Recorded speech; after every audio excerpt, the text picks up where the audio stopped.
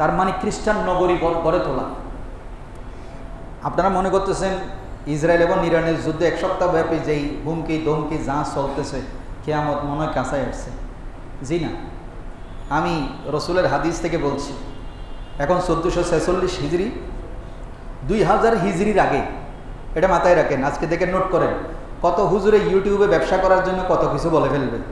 আমি বলছি 2000 হিজরির আগে কিয়ামত ইনশাল্লাহ হবে না। তার মানে পৃথিবীর আরো 500 বছর বাকি আছে। কয় বছর? 500 বছর ধরে রাখেন। ইংরেজি 2000 নয়, বর্তমান 1446 হিজরি চলমান। এই সপ্তাহে হয়তো শেষ হয়ে যাচ্ছে, আগামী সপ্তাহে হয়তো আল্লাহ যদি চান 1447 হিজরিতে আরেকটা বছরে আমরা পদার্পণ করব। এরকম আরো 500 বছর পৃথিবীর বয়স আছে। এর মধ্যে 500 বছরে অনেক কিছু দেখবেন। এখন যেটা দেখতে পাচ্ছেন এটা মূলত, এখন অনেকেই আবেগতাড়িত হয়ে বলবেন। আমি আপনাদের কাছে বিনীত অনুরোধ রাখবো, কথাগুলো মনোযোগ দিয়ে শুনবেন, কারণ আমরা মুসলমান তো, বিশেষ করে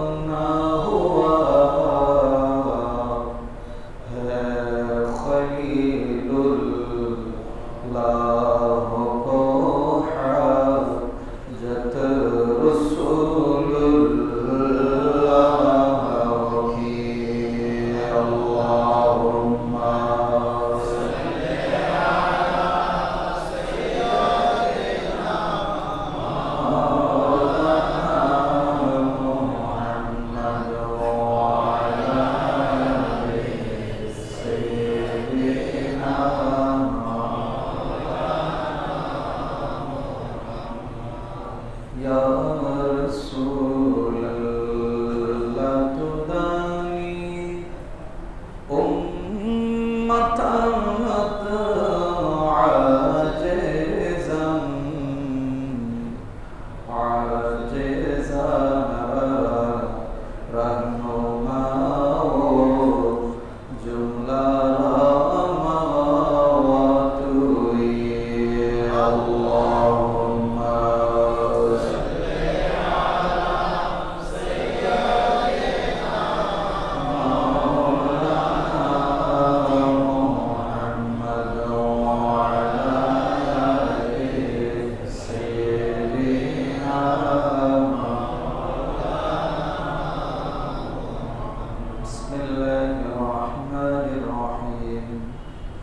فسيكفيكهم الله وهو السميع العليم.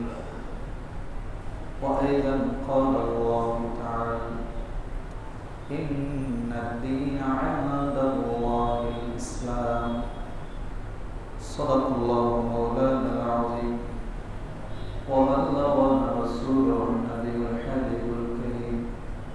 مولانا رب صل وسلم وبارك عليه. উপস্থিত আজকের এই পবিত্র 1446 হিজরি জিলহজ মাসের চতুর্থ জুমাবারে সমবেত মুসলিম নিজাম রাহমানি ওয়া রাহিমাকুমুল্লাহ তাআলা। আসসালামু আলাইকুম ওয়া রাহমাতুল্লাহি ওয়া বারাকাতুহু। আল্লাহ পাক রব্বুল ইজ্জতের দরবারে অসংখ্য অগণিত শুকরিয়া আদায় করছি। রব্বুল আলামিন আমাদেরকে পবিত্র এই জুমার দিনে হতে পারে 1446 হিজরির আজকে শেষ জুমাবার, আরেকটি বছর আমাদের থেকে বিদায় নিয়ে যাচ্ছে। সেই জুমাবারে আল্লাহ যা আমাদেরকে আসার বসার সুযোগ দিয়েছেন, ইবাদতের তৌফিক দিয়েছেন, হায়াতের তৈবা দিয়েছেন, সেজন্য রব্বুল আলামিনের দরবারে শুকরিয়া আদায় করি, বলি আলহামদুলিল্লাহ। হুজুর নবী করিম গফুর রহিম সাল্লাল্লাহু আলাইহি ওয়াসাল্লামের নূরানি রওজায়ে আতহার সোনার মদিনায় লক্ষ কোটি দরুদ আর সালামের হাদিয়া রাসূল সাল্লাল্লাহু ওয়া সাল্লামু আলাইকা ইয়া রাসূলুল্লাহ ওয়া আলা আলিকা ওয়া আসহাবিকা ইয়া রাহমাতাল লিল আলামিন। মুআজ্জাজ মুসলিম নিজাম, আমরা সবাই বর্তমানে বিশ্বের মধ্যে একটি অরাজক পরিস্থিতিতে আমরা বিরাজমান। বিশেষ করে বিগত এক সপ্তাহ ধরে আমরা একটা ভয়ঙ্কর পরিস্থিতির মধ্যে আছি। যদিও বাংলাদেশে এরকম হামলা হওয়ার কোনো আশঙ্কা নাই, কেন নাই সেটাও বলি আমি। যে সমস্ত পরাশক্তিগুলো বিশ্বের মধ্যে কর্তৃত্ব খাটানোর চেষ্টা করছে, তারা চাইতেছে না যে আমরা ছাড়া আর কেউ পাওয়ার অর্জন করুক।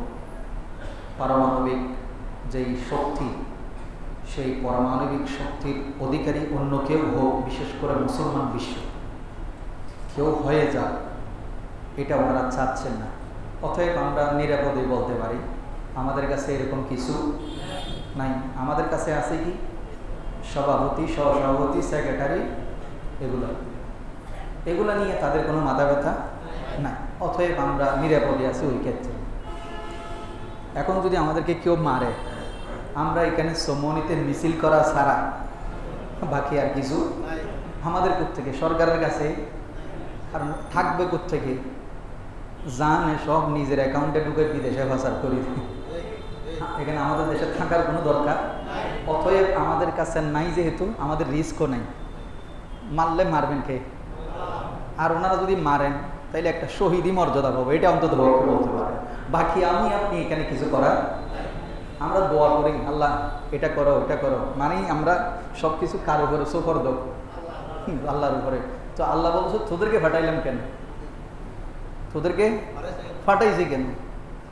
ওই মূসা আলাইহিস ইসলামকে যেভাবে ফেরাউনের বাহিনী বা বনী ইসরাইল বলেছিল, আজকের এই ইসরায়েলি বাহিনী এই মূসা আলাইহিস ইসলামকে বলেছিল আনতা ওয়া রাব্বিক ফাকাতিলা ইন্না হাহুনা কাঈদুন, তুমি আর ও মুসা যেই পরিমাণে শক্তি দেখতে পাচ্ছি জালুত বাহিনীর, এই ফেরাউনের, আমরা এখানে যাইতে পারবো না।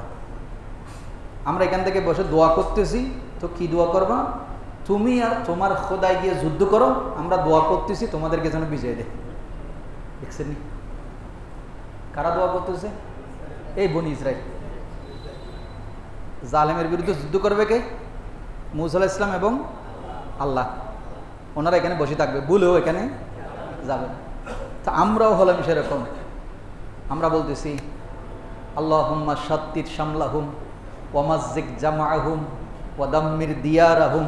সব কারে বলতেছি? আল্লাহরে। মানে তুমি করো, আমরা সবাই এখানে আসি, সোমনি মসজিদে দোয়া করতেছি।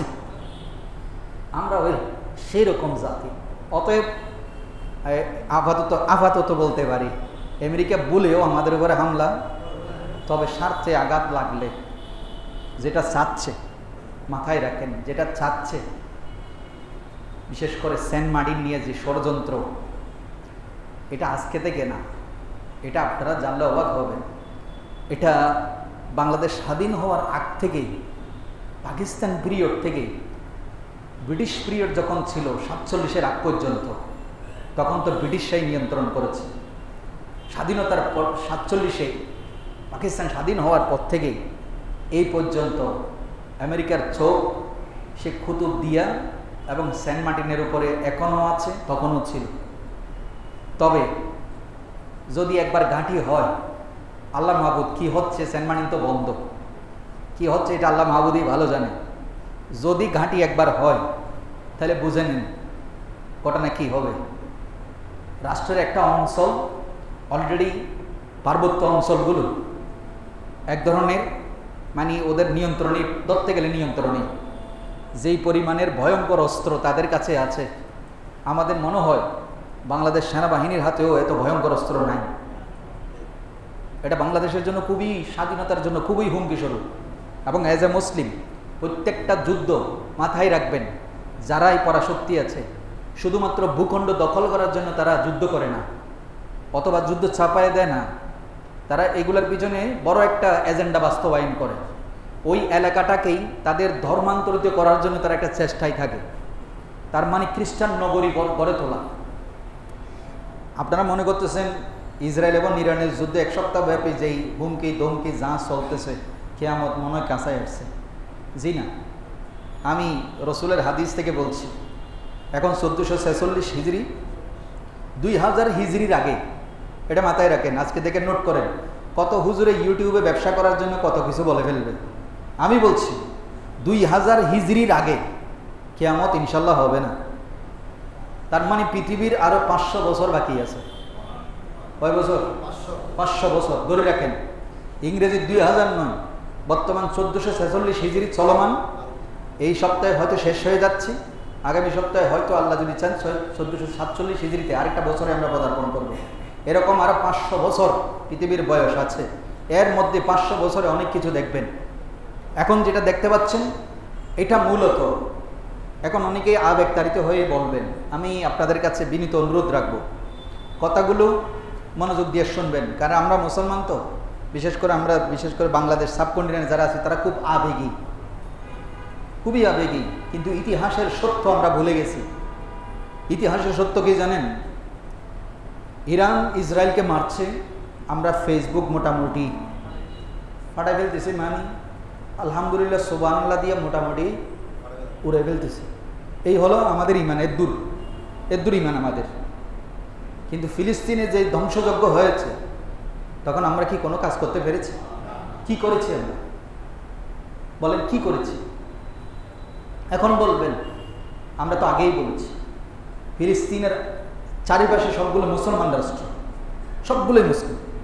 জর্ডান বলেন, সিরিয়া বলেন, ওমান বলেন, কুয়েত বলেন, কাতার বলেন, আরব আমিরাত বলেন, সৌদি আরব বলেন, ইরান বলেন, চারিদিকেই পুরোটাই মুসলিম একটা কান্ট্রির ভিতরে ফিলিস্তিন হচ্ছে একটা, ওই যে শরীরের মধ্যে নাভি যেরকম, এই 8টা কান্ট্রির মাঝখানে হচ্ছে ফিলিস্তিন। এবং এটাই হচ্ছে জজিরাতুল আরবের অংশ। আরো তথ্য হচ্ছে যে মুলকে শামের জন্য আল্লাহ রাসূল দোয়া করেছেন। কিসের জন্য? মুলকে শাম। আল্লাহুম্মা বারিক ফি শাম, আল্লাহ তুমি শামের মধ্যে বরকত দাও। আপনারা মুলকে শাম মানে অনেকে মনে করছেন শুধু সিরিয়া, না, মুলকে শাম মানে জর্ডান, মুলকে শাম মানে ফিলিস্তিন, মুলকে শাম মানে এই যে বর্তমানে যেটা আমরা এই সিরিয়া দেখতে পাচ্ছি সেটা, মুলকে শাম মানে ইয়ামেনের তুরস্কের কিছু অংশ, পুরাটাই মিলে হচ্ছে সিরিয়া তথা মুলকে শাম। এটা পরবর্তীতে ভাগ ভাগ হয়ে গেছে। এখন তুরস্কের সাথে আছে সিরিয়ার সীমান্ত। এখন আপনি বলবেন হুজুর তাহলে আমরা কি করতে যাচ্ছি? আপনারা তো দেখেছেন আমরা কি করতে যাচ্ছি। পাকিস্তান সেনাবাহিনীর সাথে ডোনাল্ড ট্রাম্পের কি হয়েছে? মিটিং হয়েছে। তো পাকিস্তানের সেনাবাহিনীর প্রধান কি বলেছে? বর্তমানে শান্তির জন্য ডোনাল্ড ট্রাম্পকে নোবেল দেওয়া দরকার। চিন্তা করে দেখছেন কি বলছে? ডোনাল্ড ট্রাম্পকে কি দেওয়া দরকার? নোবেল। নোবেল মানে পৃথিবীর সবচেয়ে বড় পুরস্কার যেটা, এটা দেওয়া দরকার। কে বলছে? পাকিস্তানের সেনাপ্রধান। তো এখন আপনি কাকে নিয়ে যুদ্ধে নামবেন? এখন পাকিস্তানকে আমরা কেন সম্মান করছি? একটা মুসলমান রাষ্ট্র। কি রাষ্ট্র? তার চেয়ে বড় পাওয়ার হচ্ছে তাদের কাছে পারমাণবিক অস্ত্র আছে। এই ছাড়া নীতি নৈতিকতা যদি বলেন, এই সেনাবাহিনী যেগুলো আছে, এই বাংলাদেশের স্বাধীনতা যুদ্ধের ইতিহাস উল্টাইলে আমি বলছি, যারা স্বাধীনতা বাংলাদেশে যারা প্রকৃত স্টাডি করেন, ইতিহাস উল্টাই দেখেন, এই স্বাধীনতা যুদ্ধের জন্য বাংলাদেশের উপরে যে নিপীড়ন নির্যাতন, এটার মূল কারণ ছিল ওই পাকিস্তানি সেনাবাহিনীর উগ্রতা, বাংলাদেশিদের উপরে জুলুম। এই কারণেই আজকে আমরা ডিভাইডেড। কিন্তু কথা হয়েছিল পাকিস্তান ভাগ হয়েছিল কিসের ভিত্তিতে বলেন? দ্বিজাতি তথ্য। কি তথ্য? দ্বিজাতি তথ্য। তার মধ্যে একটা জাতি তত্ত্ব কি? একটা হবে হিন্দুরা একটা রাষ্ট্র গ্রহণ করবে, আর মুসলমানদের নিয়ে কি হবে? একটা রাষ্ট্র হবে। তাহলে বাংলাদেশের পূর্ব পাকিস্তান যেটা বর্তমানে বাংলাদেশ, এখানে মুসলমান বেশি না হিন্দু বেশি? পাকিস্তানের চাইতে আমি মনে করি বাংলাদেশে মুসলমান বেশি। হিসাব করে দেখেন। তাহলে সেই জায়গার মধ্যে দ্বিজাতি তত্ত্বের ভিত্তিতে মুসলমান সংখ্যাগরিষ্ঠতার উপরে নির্ভর করে 48-এ গিয়ে পাকিস্তান ভারত আলাদা হয়ে গেল। আলাদা হওয়ার পরে তাহলে আবার কেন আমাদেরকে এই পাকিস্তান মুসলমান রাষ্ট্র আরেকটা কেন গঠন করতে হলো? তার মানে বোঝা যাচ্ছে মুসলমানদের ভিতরে যে নৈতিক চরিত্র থাকা দরকার ছিল সেটা তাদের ভিতরে ছিল না। এখন আপনি আসেন, আপনারা যারা অনেকেই অনেক কথা বলেন, আমি বলছি আমার কথায় ভুল থাকলে আপনি আলোচনা করবেন, কোনো সমস্যা নেই। আজকে আমরা আল্লাহর ধর্ম ইন্নাদ-দীনা ইনদাল্লাহিল ইসলাম, আল্লাহর কাছে মনোনীত ধর্ম কি? ইসলাম। এখন আপনারা বলবেন হুজুর তাহলে ইরান কি করছে? ইরান আধিপত্য বিস্তার করছে। সোজা বাংলায়, যদি আজকে ইরান হেরে যায় ইসরায়েলের পাওয়ার আরো বেড়ে যাবে, এটা মাথায় রাখেন। এখন আপনারা বলবেন তাহলে কি হবে? ইরানকে ধ্বংস করার পরে যদি ইরান ধ্বংস করে, আর এখানে মনে করিয়েন না যে যুদ্ধটা ইসরায়েলে করতেছে, এটা ভুলেও মনে করিয়েন না। যুদ্ধটা করতেছে কে? আমেরিকা। ব্যবহার করতেছে কাকে? ইসরায়েলকে। কারণ ইসরায়েলও ভালো করে জানে যে ওদের কাছে যে সুপারসনিক আছে ইরানের কাছে, এদের তার 200 ভাগের 10% না ইরানের কাছে যে পরিমাণের অস্ত্র মজুদ আছে। কারণ ইরান অস্ত্র মজুদ করছে আজকে থেকে নয়, সেই আমেরিকার হুমকি ধমকি এগুলো চলতে আসছে। আজকে আপনারা যারা মুরব্বী আছেন 40 বছর ধরে শুনতেছেন ইরানের মারি ফেলবো, দড়ি ফেলবো, হ্যান করবো, ত্যান করবো, কতবারে অবরোধ আরোপ করতেছে, কতবারে ব্যবসা বাণিজ্যের উপরে রেস্ট্রিকশন দিচ্ছে, কিন্তু কাজের কাজ কিছু হয় নাই, করেও নাই। কেন করে নাই জানেন? পারস্য উপসাগর যেটা ইরান, যেটা ইরানের আসল নাম কিন্তু পারস্য, এটা কিন্তু পারস্য, যেখান থেকে হজরতে সালমান ফার্সি এসেছিল। যে সালমান ফার্সির বুদ্ধিটা খুব তীক্ষ্ণ ছিল এবং মুসলমানদের এই দ্বীনের বিজয়ের পিছনে হজরতে সালমান ফার্সি অনেক জায়গায় বুদ্ধি পরামর্শ দিয়েছিল এবং আল্লাহ রসুল সব সময় সালমান ফার্সির বুদ্ধি নিয়ে কাজ করতেন এবং দোয়া করতেন সালমান ফার্সি রাদিয়াল্লাহু তাআলা আনহুর জন্য। বয়স্ক সাহাবী ছিলেন, কেন করবেন না?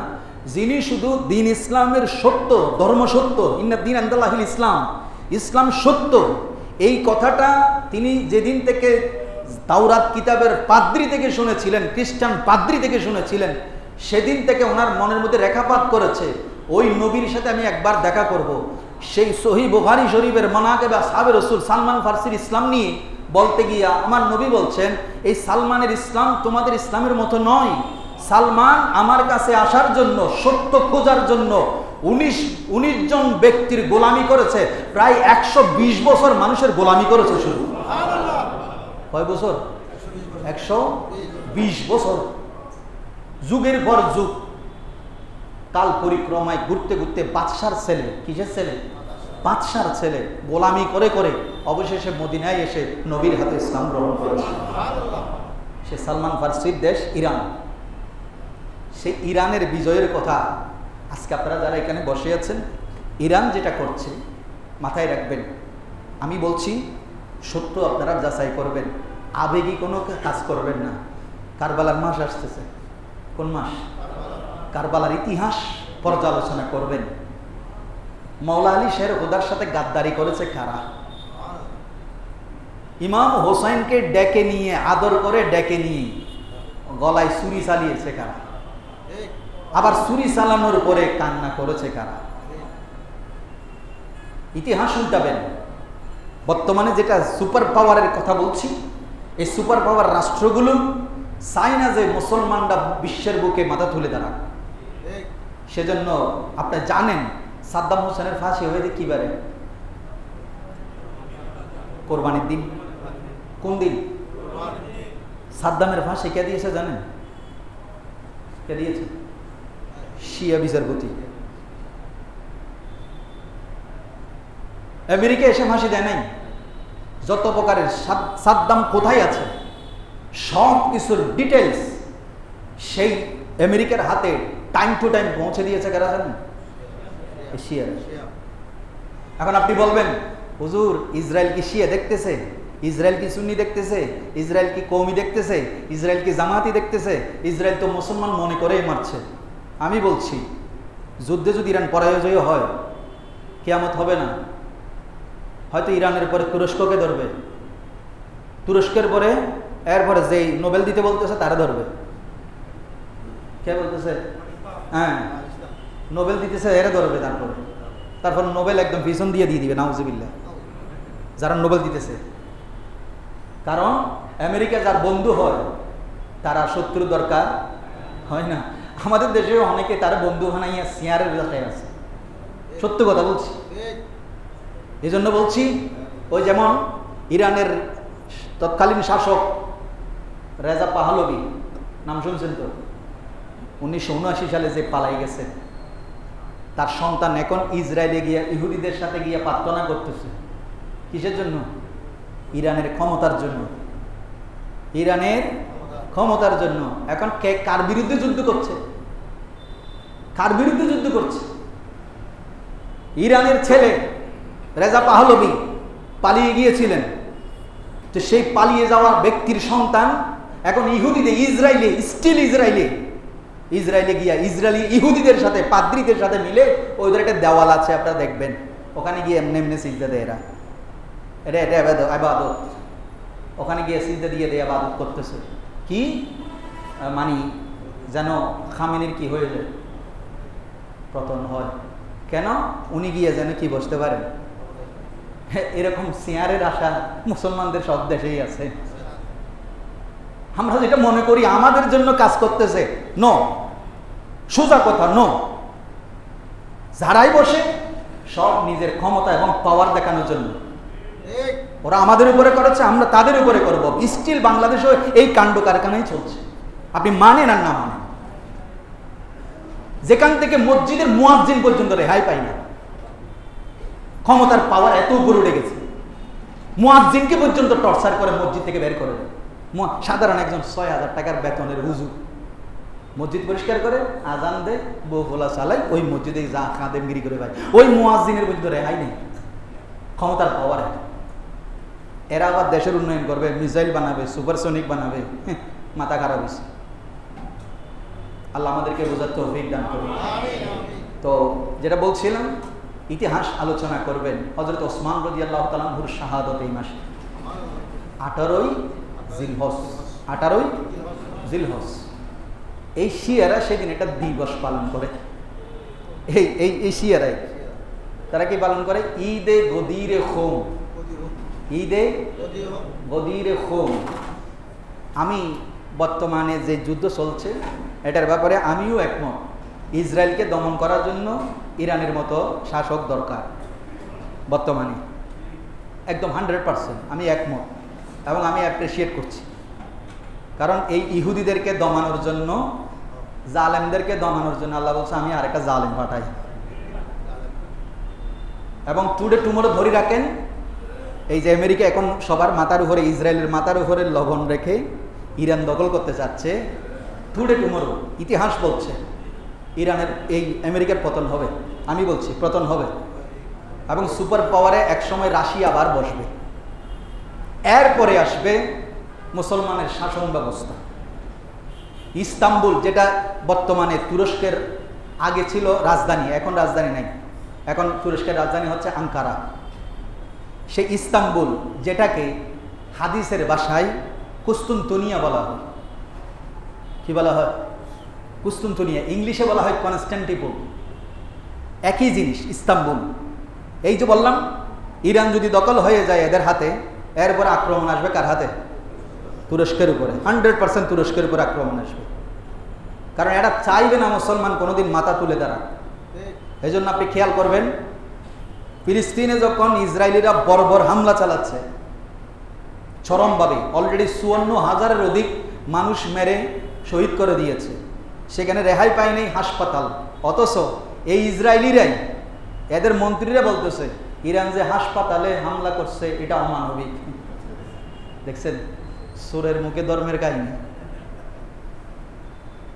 ফিলিস্তিনের 30টার অধিক হাসপাতালে যে বোমা মেরে উড়িয়ে দেওয়া হয়েছে, যে ডাক্তারের চিকিৎসা দিচ্ছিল, হাসপাতাল নাই, ওনার যে ইনস্ট্রুমেন্ট ছিল এগুলো দিয়ে যে অসুস্থ ব্যক্তিদের চিকিৎসা করতেছিল, ওনার 10টা সন্তান, ওই মহিলা ডাক্তারের 10টা সন্তানকে নির্মমভাবে শহীদ করেছে। তখন এরা কোথায় ছিল? এই মানবতাবাদী এগুলো কোথায় ছিল তখন? দিনের পর দিন যখন ইসরায়েল বোমা বর্ষণ করতেছিল, পুরা গাজাকে তছনছ করে ফেলেছে, তখন এই ইহুদিরা, শান্তিকামী ইহুদিরা কোথায় ছিল? তখন একবারও বলে নাই তাদের নেতা নিয়ে হুকে আমরা শান্তি চাই, we want piece, we want piece. এটা তো তখন বলা নাই। এখন কিন্তু জিকির করতেছে, লাইভে দেখাচ্ছে আমরা কি চাই?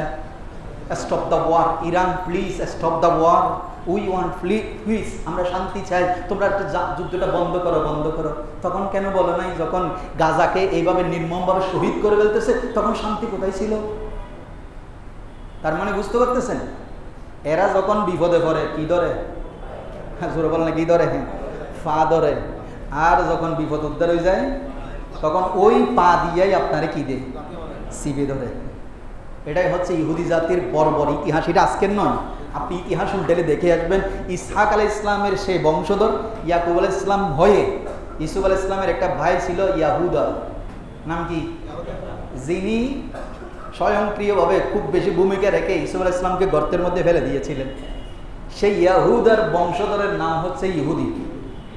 আবার ইহুদিদের মধ্যে দুই ধরনের, তারা এখন রিয়েল ইহুদিতে নাই, এখন যারা আছে এরা বর্বর, হিংস্র, এবং এদেরকে দমন করার জন্য এখন আমি আপনি যতই চিল্লাইতে থাকি, এমন একটা সময় আসবে মদিনার মুসলমানরা কোণঠাসা হয়ে যাবে।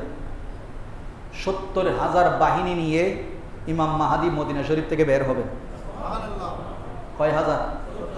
অপেক্ষা করতে হবে। আমি আর আপনি এখন বলবো যে আল্লাহ তুমি করো, তুমি করো, আবাবিল ফাটাও, আবাবিল ফাটাও, আবাবিল ফাটাও। এখন আমরা দোয়া করবো যে আমরা কেউ যুদ্ধে ইমাম হুসাইনের মতো বুক পেতে যুদ্ধ করার মতো মন মানসিকতা বর্তমানে কারো নাই, কোনো মুসলমান শাসকের নাই। যদি সেটা হতো, আমরা যে রিসেপ তাইয়েব এরদোয়ানকে মনে করেছিলাম উনি পরবর্তীতে মুসলমানদের একজন লিডার হবেন, আপনি খেয়াল করেছেন ইসরায়েল যখন ফিলিস্তিনকে এভাবে নির্মমভাবে গাজার মধ্যে শহীদ করতেছে, রিসেপ তাইয়েব এরদোয়ান একটা কথাও বলে না, একটা কথা বলে না। বুঝতে পারতেছেন ভূপ্রকৃতির রাজনীতি কোথায় গিয়ে দাঁড়িয়েছে? আমরা বাঙালিরা এখানে মোটামুটি ব্যানার ট্যানার বানাই, মোটামুটি এখানে চিটাং শহর, ঢাকা শহর, বাইতুল মোকাররমের উত্তর গেট, দক্ষিণ গেট, জমিতুল ভালার গেট, এগুলোতে চিল্লাচিল্লি করছি। আসলেই ফিলিস্তিনের জন্য কি করেছে? হবেও না, মুসলমান যেদিন থেকে মৃত্যুকে ভয় পাওয়া শুরু করেছে সেদিন থেকেই ইহুদি খ্রিস্টানরা আমাদের ঘাড়ের উপরে চেপে বসেছে। একজন সালাউদ্দিন আইয়ুবী যদি থাকতো, আজকে তাদের এই সাহস। অথচ মুসলমানদের কি শাসকের অভাব আছে? জোরে বলেন, শাসকের অভাব আছে? কিন্তু সবাই, আপনি ইসরায়েলে যে হামলা হয় সেখানে সৌদিয়ে তেমন ত্রাণ বাটায়, সাহায্য বাটায় বলে আর কি, কিন্তু প্রেসিডেন্ট ডোনাল্ড ট্রাম্প যখন আসলো, আরব আমিরাতের শাইখ মোটামুটি মসজিদ শুদ্ধ খুলে দিছে। মসজিদের মধ্যে সেই জুতা নিয়ে বিশেষ সহি হাদিসের মানুষ আছে যারা এই সৌদি আরব থেকে মোটামুটি আসলেই মোটামুটি একটা সাইকেল হাদিস হয়ে যায়। আমি গত জুমায় যাদেরকে সাইকেল হাদিস বলেছিলাম, এরা আসি বলে ওই সৌদি আরবের মধ্যে মুসলমান কি সুন্দর জুতা নিয়ে ঢুকতেছে, শুধু বাংলাদেশে আসলেই যত সব। আমি বলি ভাই, মুসলমানরা সৌদি আরব থেকে ইসলাম নেয় নাই, মুসলমানরা নবীর সাহাবীর আদর্শ থেকে ইসলাম নিয়েছে। সৌদি আরব কি করছে? সৌদি আরব এখন তাইফের মধ্যে বিশাল সিনেমার হল বানাচ্ছে। তাই দেখে আমরা সবাই বানানো শুরু করে দিই। কি বলেন? ফিল্ম ইন্ডাস্ট্রি বানাচ্ছে, ফিল্ম ইন্ডাস্ট্রি বানাচ্ছে, তাও কি তাইফে। তো এখন সৌদি আরব কি করছে সেটা আমার দলিল নয়। সৌদি আরব ভালো কিছু করলে অ্যাপ্রিসিয়েট করব, মুসলমানদের জন্য কাজ করলে অ্যাপ্রিসিয়েট করব, দোয়া করব। কিন্তু যখন মুসলমান বিরোধী কাজ করবে তখন এটা দোয়া করা, যেরকম দোয়া করা, কারণ জালেমের জন্য দোয়া করলে আপনিও জালেম, আপনিও কি জালেমের জন্য দোয়া করবেন, আল্লাহ যেন তারা হেদায়েত করে, আল্লাহ যেন তারা কি করে, হেদায়েত করে। এখন আপনি যদি হেদায়েতের উপরে নিজেই না থাকেন, আমি আপনার জন্য কি করে দোয়া করতে পারি? সেজন্য বলছি, ওরা মুসলমান বিশ্ব, আজকে আমরা যেটা করছি এটা হচ্ছে দোয়া, আল্লাহর উপরে ছেড়ে দিলাম। ওই বনি ইসরায়েলের মতো তুমি আর তোমার রব গিয়ে যুদ্ধ করো, আমরা এখানে বসে বসে কি করতেছি? দোয়া করতেছি। এইরকম হইলো আমাদের মুসলমানদের অবস্থা। এই অবস্থা যদি হয় মুসলমানদের বিজয়, আমি বলছি দুনিয়ার আরো 500 বছর হায়াত আছে। কয় বছর? 500 বছর। আমি আপনি চলে যাব, এটা 100% ধরে রাখেন। আরো অনেক বিপর্যয় দেখবেন, অভাব দেখা দিবে। মুসলমানরা সৌদি আরব ভিক্ষা করবে, বলছি ভিক্ষা করবে। সময় আসবে কিয়ামতের আগে এমন অবস্থা হবে তাদের, যে এখন যে বিলাসিতা যেটা দেখতে পাচ্ছেন, স্বর্ণের টয়লেট বানাইয়ে সেখানে প্রস্রাব করে। কি বানাইয়ে? স্বর্ণের টয়লেট বানাই। প্রস্রাব কি স্বর্ণের হয়? আর বাথরুম কি স্বর্ণের হয়? বাথরুম বানিয়ে যেটা সারে আর কি, এটা তো আর স্বর্ণ হয় না, স্বর্ণের খাট। বুঝতে পারতেছেন? এই বিলাসিতা থাকবে না, সব ধ্বংস হয়ে যাবে। ভিক্ষা করবে, এমন একটা সময় আসবে, তখন বুঝবেন। আমি আপনি দেখবো না, এটা কিয়ামতের আগের আলামত। পুরা মুসলমান বিশ্বের মানুষ যখন, আপনি তামিমদারির হাদিস, যেটা আল্লাহ রসুল নিজেই তামিমদারি রাদিয়াল্লাহু তাআলা আনহু থেকে জিজ্ঞেস করেছিলেন, তখন তিনি বলছেন, ইয়া রাসূলুল্লাহ, আমি তিনি বলছেন তখনও আমি মুসলমান হই নাই। উনি একজন ইহুদি, তখন ইহুদি। তখন তিনি ইসলাম গ্রহণের পরে তিনি বলছেন, ইয়া রাসূলুল্লাহ, আমি একসময় বাণিজ্য কাফেলা নিয়ে আমরা একটা সাগরে চলমান ছিলাম। চলতে চলতে এমন এক পর্যায়ে আমাদের জাহাজটা ঘূর্ণিঝড়ের কবলে পড়ে এক জায়গায় গিয়া অবতরণ করলো যেখানে কোনো জনমানবের চিহ্ন নাই। আমার সঙ্গী সাথে অনেকেই সাগরে ভেসে মারা গেল। আমরা 2-4 জন ছিলাম শুধু। বাঁচতে বাঁচতে কাঠের টুকরা ধরে একটা গভীর জায়গার মধ্যে ঢুকলাম। সেখানে দেখতে পেলাম এক অদ্ভুত প্রাণী, যেটাকে আমি, ইয়া রাসূলুল্লাহ, আমি দুনিয়াতে কোনো প্রাণীর সাথে তুলনা দিতে পারি না। অদ্ভুত এক প্রাণী দেখলাম সেখানে। তার নাম ছিল জাসাস। তার নাম কি? আমাদের দেশে আমরা অনেক সময় বলি জাসুস। জাসুস মানে গোয়েন্দা। জাসুস মানে কি? গোয়েন্দা। বর্তমানে পৃথিবীর সবচাইতে বেশি ভয়ঙ্কর গোয়েন্দা সংস্থা কারা বলেন তো? Interpol, Mossad. এই যে আমার সামনে বসে আছে, আমার চাচাকেও আমি বিশ্বাস করতে পারতেছি না। এই ইরানের 57 জন সামরিক এবং পারমাণবিক বিজ্ঞানী, এই যে ইসরায়েল হামলা চালিয়ে একই দিনে নির্দিষ্ট টার্গেটে সেনা প্রধান থেকে শুরু করে সামরিক বাহিনীর, প্রতিরক্ষা বাহিনীর প্রধান, পারমাণবিক বিজ্ঞানী, তারা কে কোথায় আছে নির্দিষ্ট টার্গেট করে হামলা করে তাদেরকে যে মেরে ফেললো, আপনি কি মনে করেন এই ইসরায়েল এখান থেকে খুঁজে খুঁজে মারছে? এমন টার্গেট করছে, কে কখন কোথায় কিভাবে অবস্থান করছে, এখন মারলে পাওয়া যাবে, সেভাবেই মেরেছে। তো কে তথ্যটা কে দিয়েছে? গোয়েন্দা সংস্থা। নাম তার মোসাদ। নাম তার কি? আপনি কি মনে করেন আমাদের দেশে নাই? নাই। এখানে মসজিদে বসে আছেন, আমি চোখ ঘুরাচ্ছি তো আমি কি মনে করছেন আপনাদের সবাইকে বিশ্বাস করছি? এখন আমার মামাকেও আমি মনে করতে পারি মোসাদের এজেন্ট। ঘটনাটা এরকমই হচ্ছে। নিজের পরিবারের মেয়ে মোসাদের সদস্য, উনি বুঝতেই পারেন। কি অবস্থা বুঝতে পারতেছেন? কিভাবে মুসলমানদেরকে টাকা দিয়ে কিনে নিয়েছে, মুসলমান টাকার কাছে কি পরিমাণ গোলামি করছে, আর চেয়ারে বসার জন্য কি পরিমাণে দালালি করছে, প্রয়োজনে নিজের দেশ বিক্রি করে ফেলবে, তার উপরও আমার কি চাই? এই হলো মুসলমানদের বর্তমান অবস্থা। আপনি জানেন এই ইরান আজকে যেই ইসরায়েলের সাথে তাদের যে দ্বন্দ্ব, পাওয়ার, কিন্তু ইরাককে যখন মারতেছে ইরানই সর্বাত্মক কি দিয়েছে? সহযোগিতা দিয়েছে। শুধু তাই নয়, আমি আজকে একটা ভিডিও দেখলাম, সেই সময়ে ইরাকের একজন ব্যক্তি কেঁদে কেঁদে বলছেন, একটা লাইভ শো হচ্ছে, সেখানে বলছেন দোয়া করেন আমাদের ইরাকের মানুষের জন্য, বিশেষ করে সুন্নি মানুষগুলোর জন্য, কারণ সাদ্দাম হোসেন একজন পিওর সুন্নি মানুষ ছিলেন। শিয়ারা শুধু ক্ষমতার মসনদ দখল করার জন্য, সেখানে সাদ্দাম এত অন্যায় করে নেন, 55% আর 45% কোটা রেখেছিল। আমাদের দেশে কোটা নিয়ে তো আন্দোলন হয়েছিল। ডায়লগ কি? কোটা না মেধা, কোটা না মেধা। এই শিয়া সুন্নির দ্বন্দ্ব ইরাকেও আছে।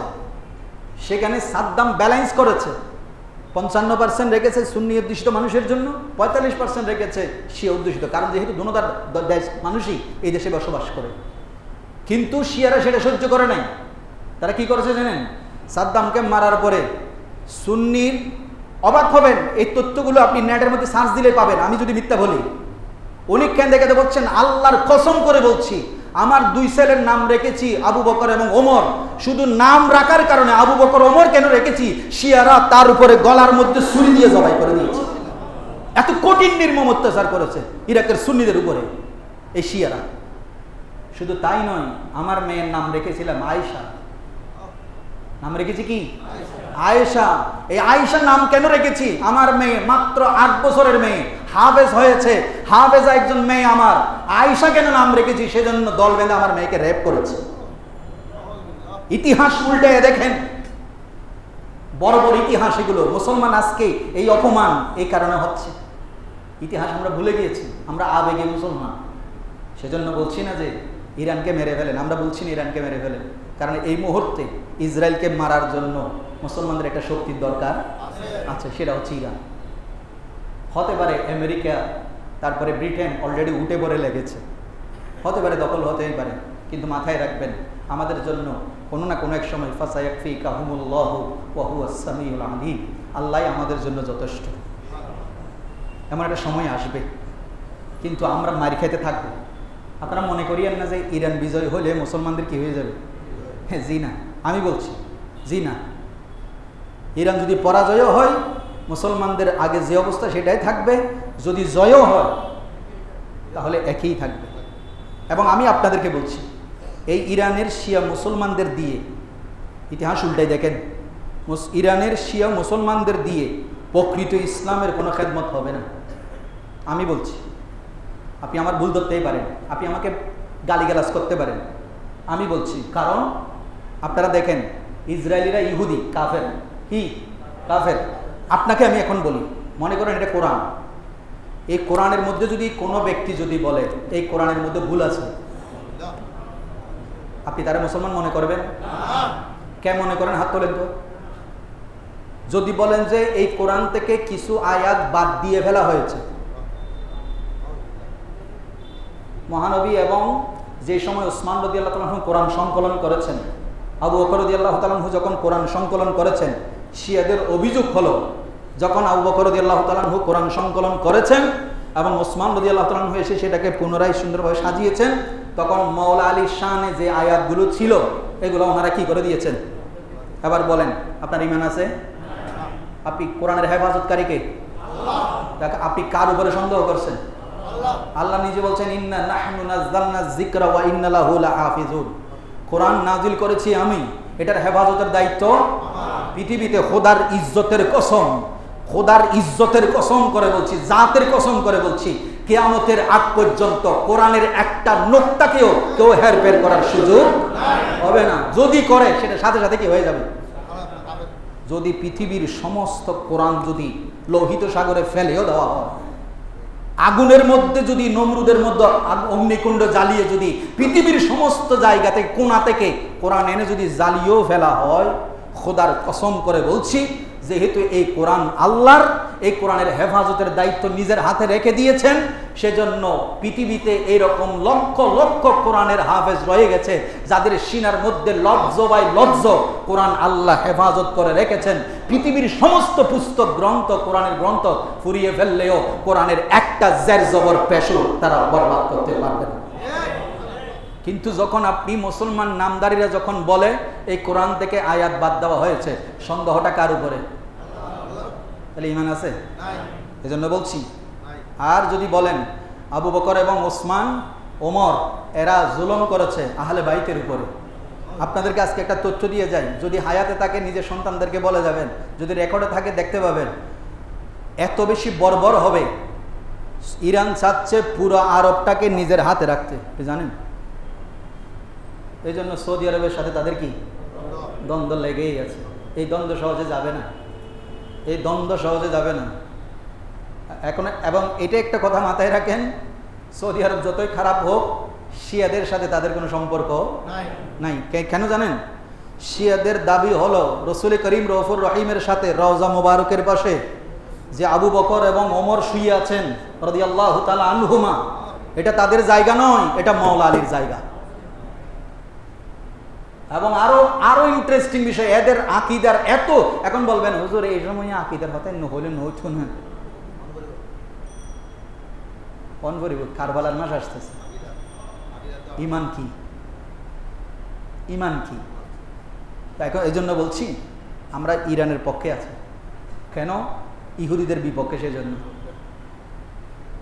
তুলনামূলক ভালো, তুলনামূলক ভালো, কিন্তু মুসলমানদের জন্য ফায়দা দিবে এই কথা ভুলেও মনে করিয়েন না।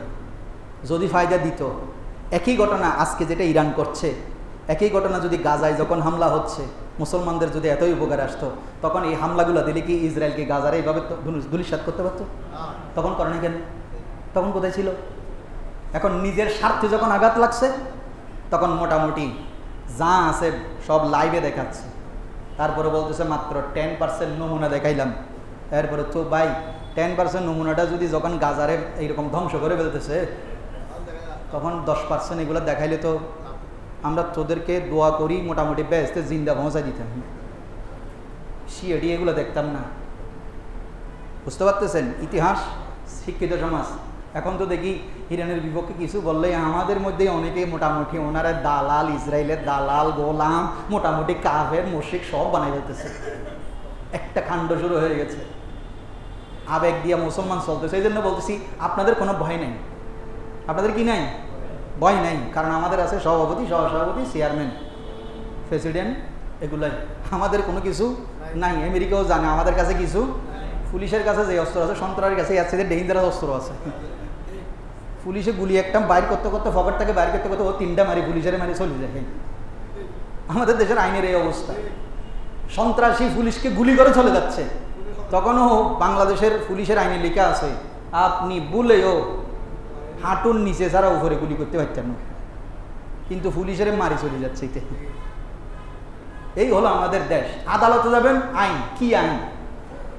একটা ডেট আজকে ঘটছে, সেটারে টাকা যখন কিছু দিছে মোটামুটি 1.5 বছর পরে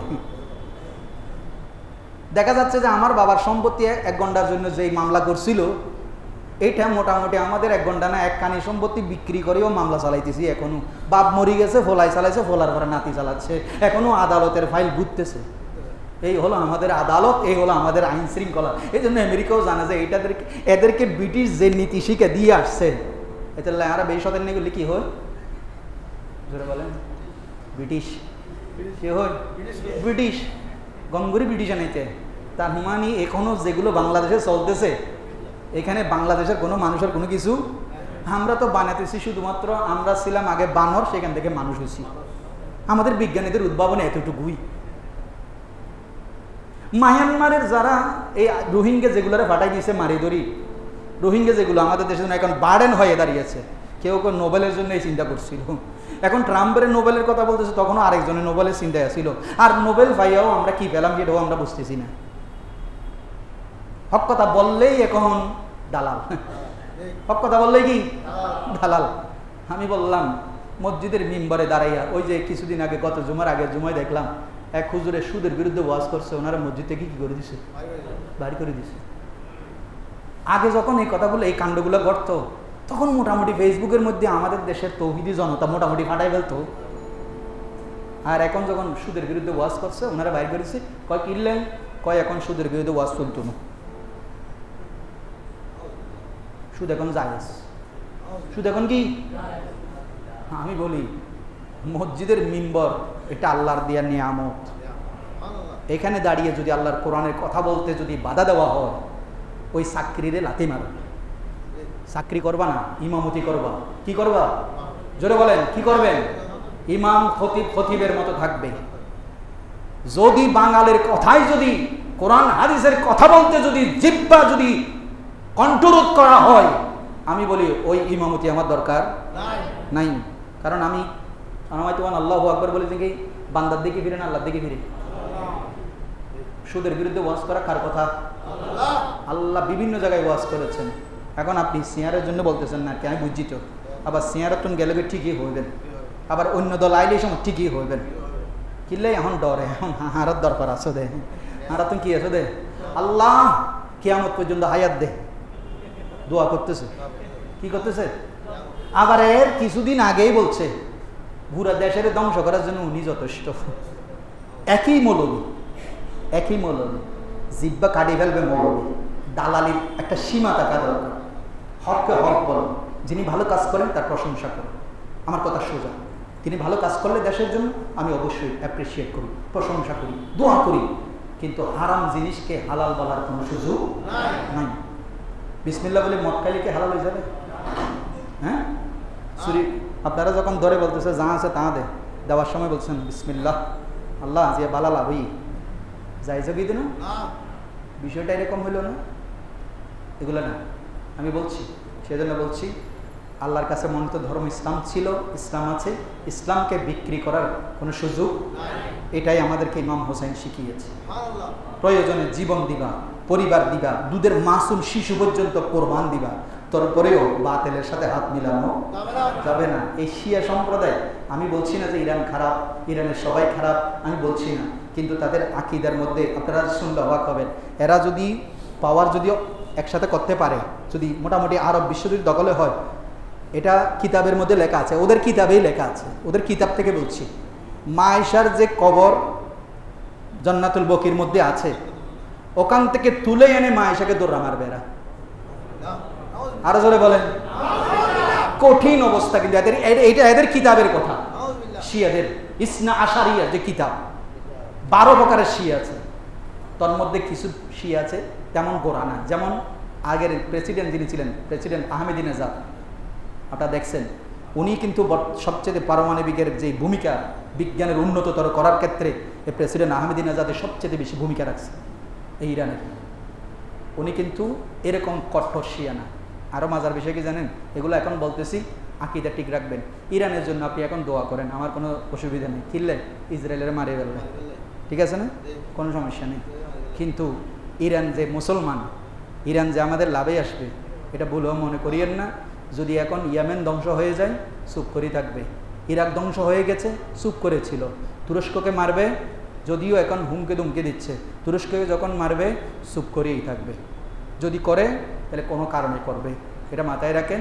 আল্লাহ আমাদেরকে এই দিন ইসলামের উপরে সঠিক দিন, কারণ আপনি মৃত্যু আমার অবধারিত, আমার এই কথাগুলো রেকর্ড হচ্ছে।